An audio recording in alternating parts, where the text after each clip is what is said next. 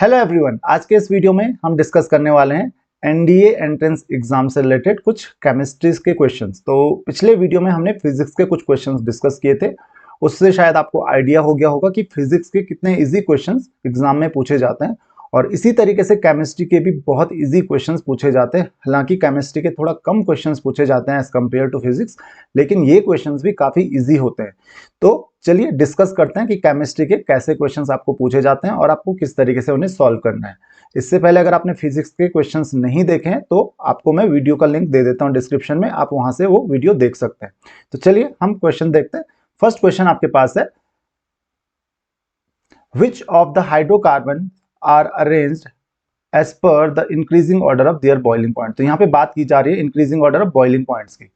तो एक चीज हमेशा ध्यान रखिए कि अगर हम हाइड्रोकार्बन्स की बात करें या किसी भी कैटेगरी की बात करें, चाहे वो हाइड्रोकार्बन्स हों, एल्कोहल्स हों, या फिर कार्बोक्सिलिक एसिड्स हों, एल्डिहाइड्स हों, हेलोएल्केन्स हों, तो उनका जो बॉइलिंग पॉइंट है वो डिपेंड करता है उनके मॉलिक्यूलर मास पे। और उनका मॉलिक्यूलर मास आपको पता है, जैसे जैसे कार्बन चेन बड़ी होती जाती है मॉलिक्यूलर मास भी बढ़ते जाता है। तो increasing order of molecular mass, जैसे जैसे मॉलिक्यूलर मास बढ़ेगा तो van der Waals force of attraction भी बढ़ेगा, और अगर van der Waals force of attraction बढ़ेगा तो उसी तरीके से मेल्टिंग और बॉइलिंग पॉइंट है वो भी इंक्रीज होता जाएगा। तो चलिए देखते हैं। यहाँ पे देखिए मीथेन, ब्यूटेन, देन उसके बाद क्या दिया है, प्रोपेन और देन हेप्टेन। तो ये बिल्कुल गलत होगा, क्योंकि यहाँ पे देखिए प्रोपेन ब्यूटेन से पहले आता है, प्रोपेन का मॉलिक्यूलर मास कम है तो उसका बॉइलिंग पॉइंट भी कम होगा ब्यूटेन से। तो यहाँ पे गलत है, यहाँ पे इंक्रीजिंग ऑर्डर लगाना है हमको। Propane, butane, pentane and octane, this is the correct option, क्योंकि यहाँ पे क्या है, ये ऑप्शन बी आपका करेक्ट ऑप्शन हो जाएगा। क्यों? क्योंकि यहाँ पे increasing order of molecular mass है तो उनका मेल्टिंग और बॉइलिंग पॉइंट का भी इंक्रीजिंग ऑर्डर यही होगा।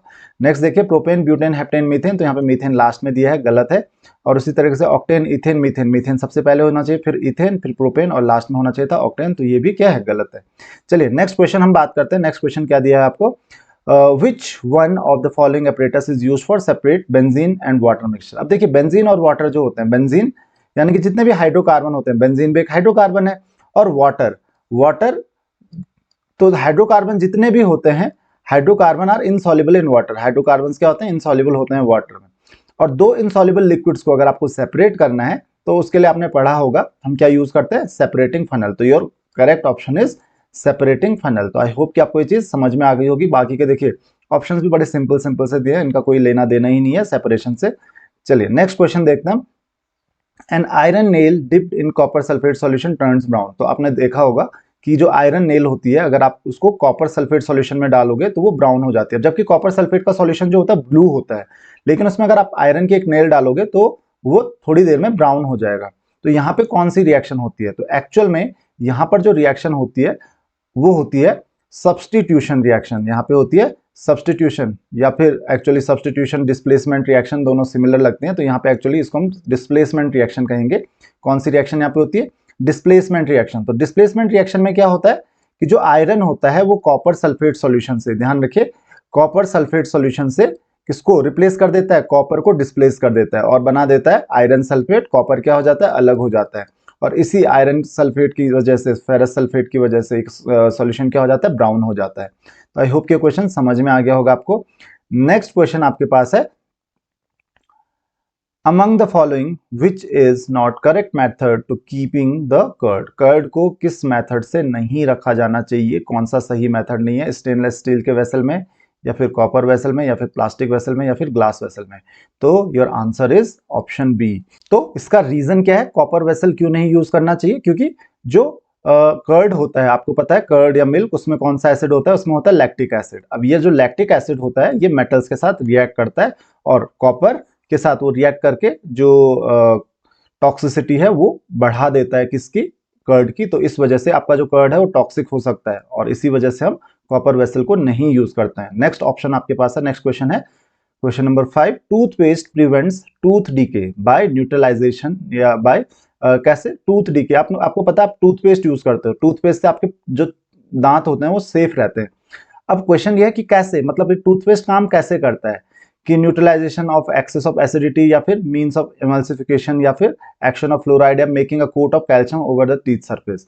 तो इसमें से टूथपेस्ट क्या काम करता है, तो एक्चुअली ये क्या करता है, ये न्यूट्रलाइज करता है एक्सेस ऑफ एसिडिटी। बाकी इनमें से कोई भी काम टूथपेस्ट नहीं करता है। ये क्या करता है, ये आपकी जो एसिडिटी है, तो बेसिकली होता क्या है कि आपके जो सलाइवा होता है उसमें एसिड बनता है, सलाइवा में एसिड बनता है, और उस एसिड की वजह से आपका जो टूथ में जो एनिमल होता है, जो कैल्शियम होता है, उसका कंटिन्यूसली डीके होता रहता है, क्योंकि वो एसिड उसके साथ रिएक्ट करता है। इसकी वजह से आपका टूथ डीके होता रहता है। अब हम टूथपेस्ट यूज करते हैं, टूथपेस्ट क्या करता है, इस एसिड को न्यूट्रलाइज कर देता है, और जब ये एसिड न्यूट्रलाइज होता है तो उसकी वजह से आपका टूथ डीके रुक जाता है। तो आई होप कि आपको ये चीज समझ में आ गई होगी कि टूथपेस्ट किस तरीके से काम करता है। नेक्स्ट क्वेश्चन क्या है आपके पास, which one of the following is not main green house gas. तो इनमें से कौन सी ग्रीन हाउस गैस नहीं है। क्या water vapour green house gas है, बिल्कुल है। ऑक्सीजन ग्रीन हाउस गैस नहीं है, तो your answer is oxygen. Carbon dioxide सबसे ज्यादा खतरनाक ग्रीन हाउस गैस है, सबसे ज्यादा green house effect carbon dioxide से देन मीथेन से प्रोड्यूस होता है। तो यानी कि ये तो सारी ग्रीन हाउस गैसेज हैं। Your correct option is option B, oxygen. तो यहाँ पे ध्यान रखिए, यहाँ पर carbon dioxide green house gas है, मीथेन ग्रीन हाउस गैस है, and water vapour green house gas है, ऑक्सीजन ग्रीन हाउस गैस नहीं है। नेक्स्ट क्वेश्चन हमारे पास है, what is specific purpose of using potassium hydroxide during saponification process. तो basically हम saponification, यानी कि सपोनिफिकेशन पहले होता क्या है, बेसिकली सोप प्रिपरेशन होती है। तो सोप प्रिपरेशन के लिए हम क्या करते हैं, कार्बोक्सिलिक एसिड्स की हेल्प से, और हम सोडियम हाइड्रोक्साइड के साथ रिएक्ट करके उनको क्या बनाते हैं, सोडियम हाइड्रोक्साइड या पोटेशियम हाइड्रोक्साइड हम यूज करते हैं, तो उससे हम सोप्स प्रिपेयर करते हैं। तो सोप्स बेसिकली क्या होते हैं, हायर फैटी एसिड्स होते हैं, यानी कि कार्बोक्सिलिक एसिड्स के हायर सॉल्ट्स होते हैं। तो सॉल्ट सोडियम सॉल्ट्स भी हो सकते हैं और पोटेशियम सॉल्ट्स भी हो सकते हैं। तो अगर आप पोटेशियम हाइड्रोक्साइड यूज करोगे तो पोटेशियम सॉल्ट बनाएंगे, और अगर आप सोडियम हाइड्रोक्साइड यूज करोगे तो सोडियम हाइड्रोक्साइड बनाएंगे। तो जनरली हम सोडियम हाइड्रोक्साइड भी यूज करते हैं। तो ये पूछा जा रहा है कि पोटेशियम हाइड्रोक्साइड क्यों यूज करते हैं, क्योंकि ज्यादातर तो हम सोडियम हाइड्रोक्साइड यूज करते हैं। तो बेसिकली पोटेशियम जो होता है सॉफ्ट होता है, तो to obtain the soap which are soft on the skin, तो पोटेशियम के जो सोप होते हैं, पोटेशियम सॉल्ट जो होता है वो सॉफ्ट होता है as compare to sodium salts. तो इस वजह से हम क्या करते हैं, पोटेशियम को यूज करते हैं। तो ऑप्शन बी आपका करेक्ट ऑप्शन हो जाएगा। चलिए नेक्स्ट क्वेश्चन देखते हैं। 8th क्वेश्चन क्या कहता है, which one of the following is correct arrangement of metals in decreasing order of their reactivity। तो यहाँ पर डिक्रीजिंग ऑर्डर ऑफ रिएक्टिविटी दिया है मेटल का। तो आपको थोड़ा बहुत डिटेल में याद नहीं भी हो तो थोड़ा बहुत आपको याद रहनी चाहिए रिएक्टिविटी सीरीज। तो इसमें देखिए सिल्वर, अगर इन मेटल्स की बात करें, आयरन, सोडियम, सिल्वर और कॉपर, तो आपको पता होना चाहिए इनमें सोडियम सबसे ज्यादा रिएक्टिव होता है। खैर सोडियम से ऊपर पोटेशियम भी आता है, सोडियम सबसे ज्यादा रिएक्टिव होता है, यानी कि पहला और दूसरा ऑप्शन तो गए।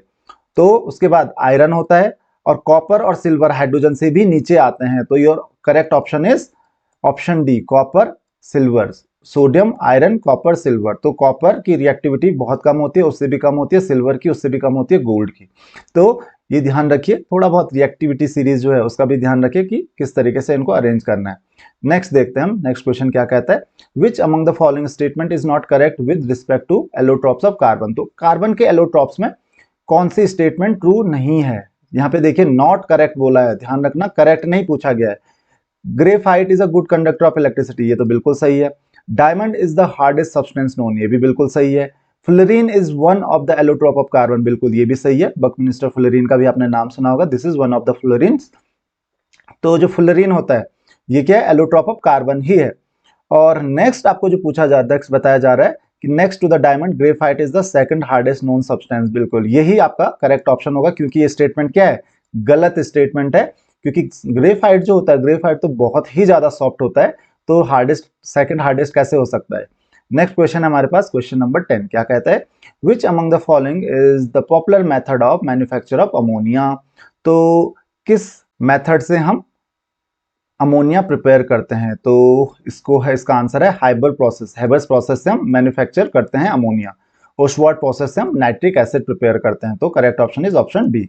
नेक्स्ट क्वेश्चन आपके पास आता है, क्वेश्चन 11, ये क्या कहता है, manufacturing glass which of the following is used as a source of silica. तो आपको पता है ग्लास क्या होता है, सिलिका ही होता है। तो सिलिका का जो सोर्स होता है, सिलिका कहाँ से हमको मिलता है, fine clay soil, wood powder, coconut shell या फिर सैंड। अब इन सब में सिलिका होता है, लेकिन हमको source of silica, best source of silica कौन सा है, सैंड। क्योंकि सैंड में लगभग 90% के आसपास आपको सिलिका मिल जाता है, बहुत ज्यादा सिलिका होता है सैंड में। तो इस वजह से इजी और इजीली अवेलेबल भी होता है सैंड, तो इस वजह से हम सैंड से हम सिलिका ऑब्टेन करते हैं।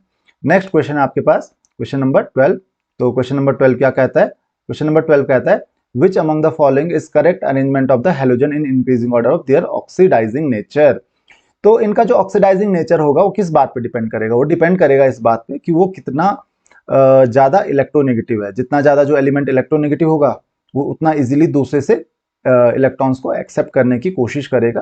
तो यहाँ पर ध्यान रखिए सबसे कम जो होगा वो कौन होता है? आपको पता है आयोडीन। तो ऑप्शन डी में ही दिख रहा है मुझे सबसे पहले आयोडीन, फिर आता है ब्रोमीन का नंबर, फिर आता है क्लोरीन का नंबर और फिर आता है फ्लोरीन का नंबर। तो option D will be your correct answer. यहाँ पे ध्यान रखिए इंक्रीजिंग ऑर्डर बोला गया, डिक्रीजिंग नहीं। कहीं गलती से आप ऑप्शन ए पे मत टिक कर देना, ऑप्शन ए गलत ऑप्शन है, डिक्रीजिंग ऑर्डर है। सबसे ज्यादा होता है फिर कम कम और सबसे कम आयोडीन। तो इस चीज का आपको ध्यान रखना है। क्वेश्चन नंबर 13 देखिए क्या है। ये कहता है sulphate copper sulphate crystal available in market are blue coloured crystals by careful heating they turn white, which one of the following is responsible for that blue colour. तो ये चीज ध्यान रखिए जो कॉपर सल्फेट के क्रिस्टल्स होते हैं वो एक्चुअली हाइड्रेटेड क्रिस्टल्स होते हैं, यानी कि CuSO4.5H2O। ये जो 5H2O होता है dot, this is called water of crystallisation, और इसी वाटर ऑफ क्रिस्टलाइजेशन की वजह से इसमें ब्लू कलर होता है। अगर आप इसको हीट करोगे तो ये वाटर ऑफ क्रिस्टलाइजेशन गायब हो जाता है और उसकी वजह से क्या हो जाता है? व्हाइट हो जाता है। तो correct answer is C, option C, that is water. Question number 14 देखते हैं क्या कहता है। Equal volume of all gases when measured at same temperature and pressure contain equal number of particles. Who propose the above law. तो ये law किसने कहा था? ये बताया था किसने? एवोगैड्रो ने। ये बताया था किसने? एवोगैड्रो ने। तो एवोगैड्रो ने क्या कहा था कि अगर इक्वल वॉल्यूम लोगे आप, चाहे वो गैस कोई सी भी हो, उसमें नंबर ऑफ मॉलिक्यूल्स इक्वल ही होंगे हमेशा। नेक्स्ट क्वेश्चन है airbags work on the principle of chemical reaction triggered by the impact producing the gaseous product cause sudden volume change। तो आपको पता है एयर बैग में सडन से गैस कहाँ से आ जाती है, एयर कहाँ से आ जाती है? तो एयर में वो कौन सी गैस होती है? Which one of the following chemical conversion take responsible for this. तो यहाँ पर होता क्या होगा? तो यहाँ पे this is actually option A, तुरंत क्या होता है जो सोडियम अजाइड होता है, सोडियम अजाइड तुरंत किस में कन्वर्ट हो जाता है? नाइट्रोजन गैस में कन्वर्ट हो जाता है, और इसकी वजह से आपको तुरंत एयर बैग फील्ड मिलते हैं, एकदम से एयर बैग आपके फिल हो जाते हैं विद गैस। तो इस वजह से ये एयर बैग काम करते हैं। तो आई होप कि आपको ये चीज समझ में आ गई होगी, ये क्वेश्चन भी समझ में आ गया होगा। अगर आपकी कोई भी क्वेरीज हैं तो आप मुझे कमेंट्स में क्वेश्चंस पूछ सकते हैं। नेक्स्ट वीडियो में हम ऐसे ही कुछ और क्वेश्चंस डिस्कस करेंगे। और अगर आपको 11th या 12th क्लास के वीडियो लेक्चर्स देखने हैं तो आपको मैं डिस्क्रिप्शन में उसका भी लिंक दे देता हूं, आप सारे वीडियो लेक्चर्स वहां से देख सकते हैं। So see you in the next video. Thank you very much.